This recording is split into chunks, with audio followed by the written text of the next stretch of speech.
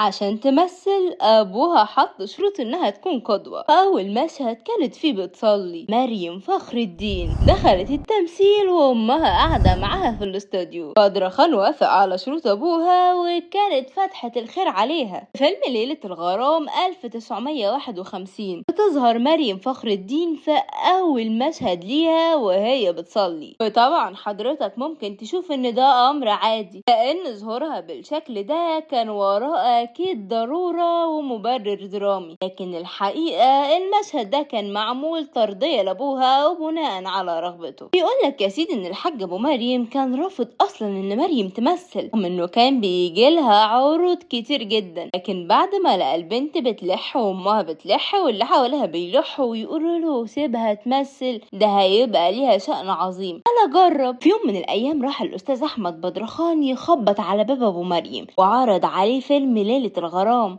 عم أبو مريم رفض كالعادة، لكن بدرخان كان صاحب أبو مريم فكلمه وقال له اقرأ الأول السيناريو وبعدين احكم. قرأ عم أبو مريم السيناريو ونده على مريم وقال لها أنا موافق إنك تعملي الدور ده، عارفة ليه؟ فردت مريم وهي مكسوفة مش عارفة يا بابا. فقال لها عشان تبقي قدوة للبنات اللي زيك، بس أنا ليا 3 شروط عشان تعملي الفيلم هقولهم لبدرخان لما يجي. فضلت مريم عايشة على أعصابها خايفة شروط أبوها تقضي على حلمها بالتمثيل. وفي اليوم اللي جه بدرخان عشان ياخد الرد من عم أبو مريم قال له أنا موافق بس ليا 3 شروط. الأول إنه ما يبقاش فيه أي لبس ضيق أو مكشوف أو قصير ولا يبقى فيه مشاهد جريئة. أما الشرط التاني فهو إن حد مننا يبقى موجود معاها كل يوم في التصوير. واتكلفت أمها بالمهمة دي وبقت تروح معاها يوميا، لدرجة إنها لما تعبت يومين ورقدت في السرير التصوير يتأجل عشانها. أما الشرط التالت بقى فهو إنها تظهر في أول مشهد وهي بتصلي. وطبعا بدرخان وافق على ال3 شروط ونفذهم بحذافيرهم وعدل السيناريو